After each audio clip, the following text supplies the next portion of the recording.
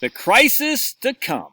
Hope you're ready, man. It's coming. There's not much you can do about it. Oh, yeah, I'm looking good. Got his little beard. Just got back from a fishing trip with my man Ron, who I used to be in the Army with. Took my boys in Charlotte down to Savannah. Actually, he lives south of Savannah. And Ron's got a nice big old boat, Yamaha 250. I don't know what they call them. Well, I don't know what it is. I don't know anything about boats. I haven't gone fishing in a long time. And we went out in the deep sea. And as we got in the deep sea, and we stopped to do some, so we're doing the troweling. I don't know anything about fishing. But anyway, the troweling means you just have the little hooks or the things on the back of the boat as you're going, and you're hoping to catch something. And then that didn't bother me so much, even though it was kind of, the waves were bad. I was trying to drive the boat. I couldn't drive to save my life. And Calvin jumped in there for me. I was like, dude, Ron's like, go east. I'm like, all right, I'm going east. He goes, no, you got to go the other way. So the other way to go east? Anyway, I was confused. And I'm not good at land nav, or ocean nav, I should say. Anyway, so I did a 360, got the lines all crossed. I'm not good at it. I'm not a good seaman, let's put it that way. Anyway, so we get out there. We finally stopped. We're about 20 miles out in the ocean, the Atlantic Ocean, something like that. And we're just bobbing. I was like, I was like, man, my stomach is in my throat. I was like, this doesn't feel good at all.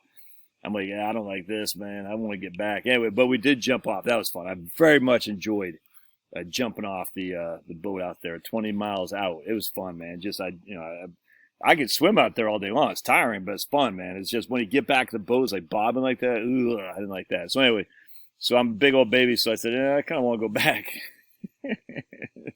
And Ron's kind of disappointed. He's my man. He and his wife just crush. Great host. And he was kind of disappointed because we didn't catch anything. He said, dude, it's not even the amount of fishing. It's about just coming out here and being on the water. But I said, frankly, I didn't feel good. I did not feel good at all.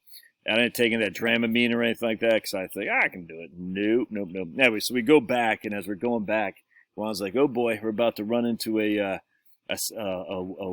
wall of rain. And you're like, oh, I call it a Category 5 hurricane. That, you know how people got a tail on when they catch a big old fish? They go like this. I was out there. We survived a Category 5 hurricane in Ron's little boat there with a 250 horsepower. But anyway, so you see this, you're just going in the dark. I don't think we saw lightning there, did we? I don't think we did. It's freaking scary, dude. The waves are going like this. Ron said there's sand dunes or sand bars on each side. He's like, if we get hooked on one of the sand bars, that's not good. I'm like, and he's like, and the problem is I can't really see because the rain is boom, boom, boom, and it hit me in the eyeball a couple times. I was like, ouch, it hurt, man, and it's cold too. Ron's like, it's gonna be cold and it's gonna be wet and it's gonna pelt you, and I'm like, what? No, man, it's not gonna be cold. It was cold, dude. You're like, and I'm all wet. I'm just standing there, and my kids are on there. They got the towels covering up. My wife's in the back, and we're just like, and I'm just sitting in these waves. I'm like, this is freaking scary. I said, Ron, are you scared? He goes, nah, dude, we'll be all right. I'm more worried about the sand dunes, or whatever they're called, sandbars. And anyway, so he's like driving like this, like, because trying to keep it from pelting his eyes, looking at him like, oh, that was scary. Anyway, so we get back to land. Stick to the issues, Josh. Stick to the issues. And then we dropped some line off his boat, off his wharf there, and that was fun. And so Charlotte caught a croaker, and she caught a sheephead. I think it's called a sheephead, which Ron says is a great tasting fish. And Calvin caught a stingray. Liam and I didn't catch anything, all right, other than a bunch of gnats eating us because we're so sweet and tasty. But it was still fun, man. We had a blast, and we got to jump off the wharf. I love jumping off the wharfs, man. It was just a blast. It's just, I just love it. I saw flying fish, one of those flying fish. I was just sitting out there yesterday morning drinking some coffee. I was like, oh, man, it's great. Charlotte very much enjoyed the fishing, so that was pretty cool. So we're definitely going to find a place on a river or something like that to live because the fishing was fun. All right, anyway, so I want to share with this email my man has sent to me here. Stick to the issues. This is my man Chris from up in Maine, and he's we'll call him a first responder. He goes, here in Maine, we're having a public safety worker shortage, actually labeled a crisis by some. To combat the department I work in recently implemented a retire in place program for those eligible to retire. They did this as an incentive to keep us working. Basically, they allowed us to separate from the main public employees retirement system and start collecting our pension. And then they returned us to work almost as we never left. We call this double dipping, and that's nothing. Look, man, I remember when I was on the planning commission in the city of Harrisonburg, not Harrisonburg, a town of Dayton, Virginia, outside of Harrisonburg. and the chief of police did that double dipping. And, you know, some people got upset, some people did. Basically, you're just working there. You're retiring, but you're staying in the job. You know what I'm saying? You're getting your pension and you're getting your salary. And some, it's a tough one, man. You're like, should you really do that? But if they don't have a qualified guy to replace it, you can't really blame them. You can't punish the guy for taking his pension when he can. And if you need his experience, you can't punish him for taking his pension and then paying him his salary too. You just can't. So that's what they're doing here, my man Chris. They're allowed us to separate from the public employees' retirement system and collect the pension and then return back as if they never left. Let's see. And then he talks about some of his other stuff. All right, so I told him, I said, you know, and then Chris, it's crazy to think that in one generation, we went from almost no way to land a job as a firefighter, policeman, or other public safety employee to now a crisis situation. And I said, I'm telling you, this is just the beginning. What happens in Maine, where the population is so old, will be happening throughout the rest of the country in about 10 years. You heard it here first. So I want to show you this from the New York Times. This is crazy. How a vast demographic shift will shape the world. So look at this. In 1990, China had working age population, Russia, Japan, U.S., Canada, young people of India, Brazil, Nigeria, Indonesia, and whatnot. Now we go over to, watch this, 1990. So still 1998. Uh-oh, look at Japan, 2007. Japan is starting to get old. Uh-oh. 65, a quarter of the population in Japan in 2013 was over 65 years old. Right there, that's in 2013. Look at China starting to get less green. Look at Europe. Watch this. Watch this, 2023. Look at that. Japan's dark orange. Europe is light green. U.S. is not nearly as... Look at Mexico and Brazil, working age. All right, watch this. Oh, look at Mexico and Brazil. So we were dark, and they were lighter. Watch what happens. Now we're getting older. Mexico and Brazil are staying relatively green, still working age. Watch, though. Keep watching. 2027. Look at Europe, dude. Soon, much of Europe will record old age populations, record old age populations. Over a quarter of the people in Europe will be in South Korea, Thailand, Vietnam, Japan, East Asia, Europe, Canada. Watch what happens by 2000. Look at that. I'm not sure. Is that Cuba? I don't know. But watch what happens here. 2050. Look at that. 2050, man. Europe's doomed. U.S. is still because we have immigration. But look at Brazil. Look at India, Pakistan, Indonesia. They're going to be, look at China. You know what I'm saying?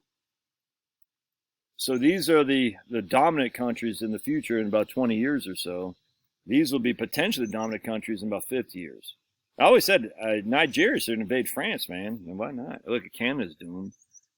We just have more, we're more Christian in the United States, and we have more kids, and we have immigration too. I mean, immigration is going to be our saving grace in some regard. I know, well, it is what it is. You want people to put your roof on. White guys aren't doing it anymore. Black guys aren't doing it anymore. It's going to be non-Native Americans. It's just that simple. But look at this. So at the same time, many low-income countries will have huge prime age labor forces for their first time. Can they take advantage of the opportunity? So where I'm going with this is what's happening in Maine right now is going to happen in the rest of the country in about 10 years. We have an older population, older demographics, less and less people able to do the work. You can see that a mile away. So when you need stuff done, there's less and less people to do it. Just look, you used to not be able to get a job as a firefighter to save your freaking life, dude. And now they're desperate. I'm telling you. Now, are some more desperate than others? Absolutely. Maine is an old state. West Virginia, Pennsylvania, all those northeastern states, they're all old, man. The South is getting more and more younger people for sure, but we're still aging out too, man. There's not enough young people to replace us. And the young people we have, a lot of them don't have a skill set to replace the guys that are going out, like my man Chris. I can't stress this enough. Let me just show you what else here too. Hold on just a second. By 2050, people aged 65 and older will make up nearly 40% in some parts of East Asia and Europe. That's almost twice the share of older adults that Florida has right now, which is America's retirement capital. Extraordinary number of retirees will be depending on a shrinking number of working age people to support them. In all of recorded history, no country has ever been as old as these nations are expected to get. Today's wealthier countries will almost inevitably make up a smaller share of global GDP, which is a sea change for Europe, the U.S., China, other top economies which have had some of the most working age people in the world. Their large workforces help to drive economic growth. But these countries are already aging off the list. Soon the best balanced workforces will be most in the South and Southeast Asia, Africa, and the Middle East. The aging of the world is a triumph for development. People are living longer, healthier lives, and having fewer children as they get rich. The opportunity for many poorer countries is enormous. However, demography isn't destiny. Without jobs, having a lot of working age people can drive instability rather than growth. And so the question is, where's the growth going to come from? And if you sit there and say it's technologically driven, I grant you some regard, but you still need people to spend money to drive the economy. That's just a fact. And with no spending, because as people age, they don't spend as much, they don't consume as much, they don't buy a new set of tennis shoes, they don't move that much.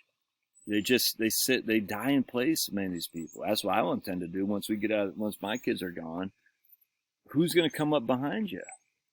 Are you expecting 8 to 10 to 12% rates of return on stocks when there's no one there to buy up the goods? I mean, AI doesn't purchase product, man. It can be more efficient on the perimeter for sure, but it doesn't purchase stuff. Human beings purchase stuff. Human beings do the work. Human beings make the money, they pay the taxes.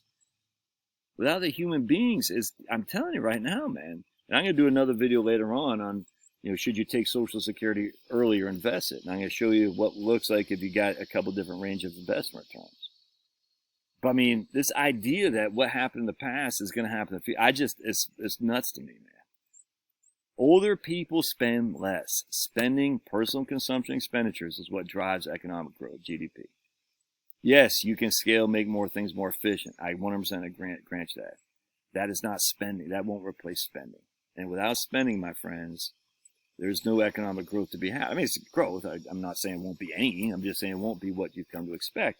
And if it won't be what you come to expect, how can you expect the stock market to continue to give you that kind of rate of return? No. Love your thoughts. We'll see you guys later. Thanks now.